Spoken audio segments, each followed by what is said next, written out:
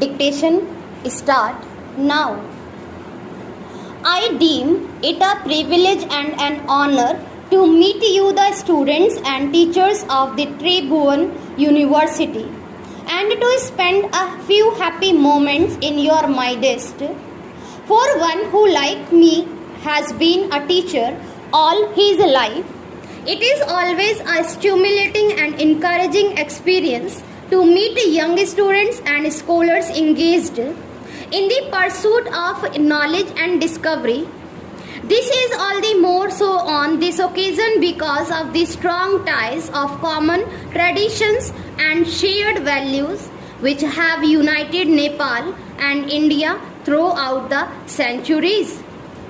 A university is a powerful instrument not only for all-sided development of one's nation but for the progress of mankind as a whole.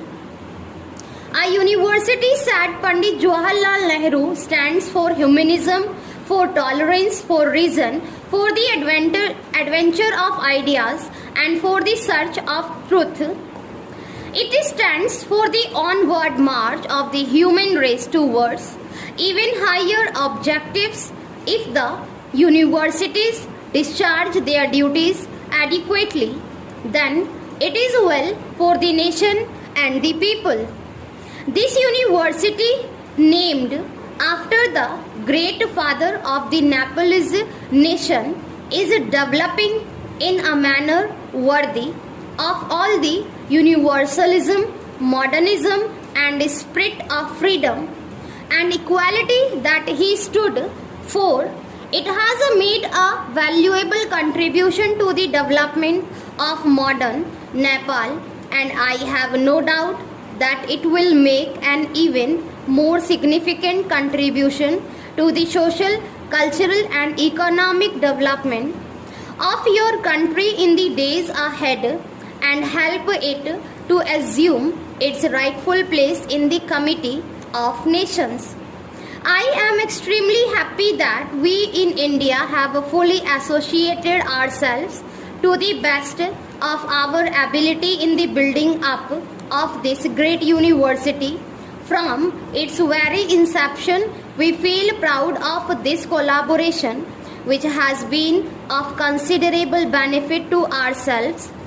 I feel particularly happy to be associated with the construction on this beautiful campus of a new building which has been named after Mahatma Gandhi, whose birth centenary year is now being celebrated in India and in several other countries of the world. Among other things, this building will provide a hall for discussion and discourses on religious and cultural subjects with special reference to the contribution made by Gandhiji in these fields. The people of India and Nepal as well as of other countries feel very close to Gandhiji for his principal teachings which have an eternal value. The developing countries of Asia including Nepal and India, we are now facing tremendous challenges in the field of development. They have to modernize their tradition and social systems, maintaining what is good in the old and imbibing what is good and in the new and harmonizing continuity with change. They have to develop agriculture and industry very rapidly and to secure quick economic growth which will ensure at least a minimum living standard to every citizen.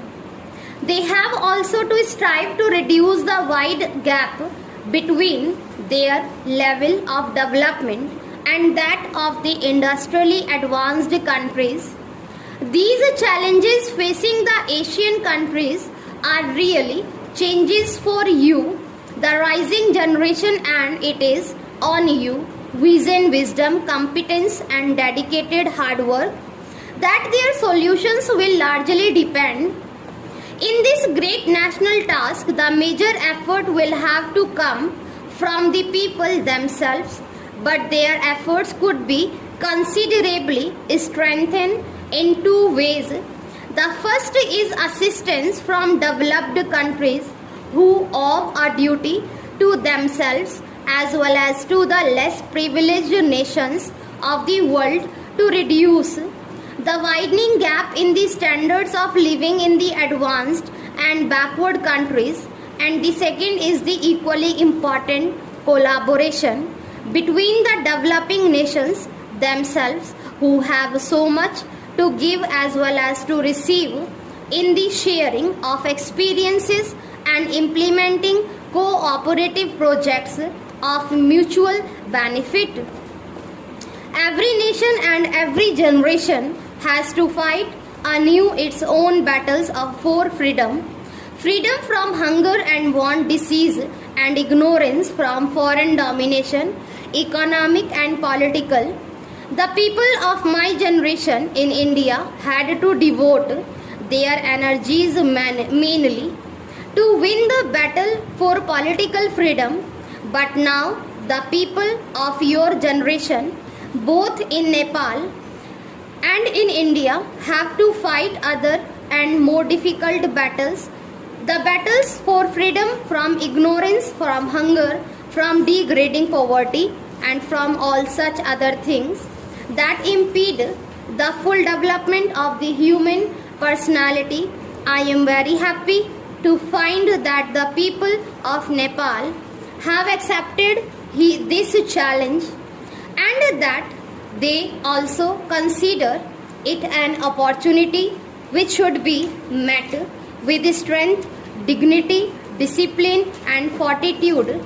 I congratulate you launching yourself upon this noble task and wish you every success in your program of building up a modern Nepal which still accepts the best that the new world has to offer while still preserving all that is precious, noble and glorious in the rich heritage of this land.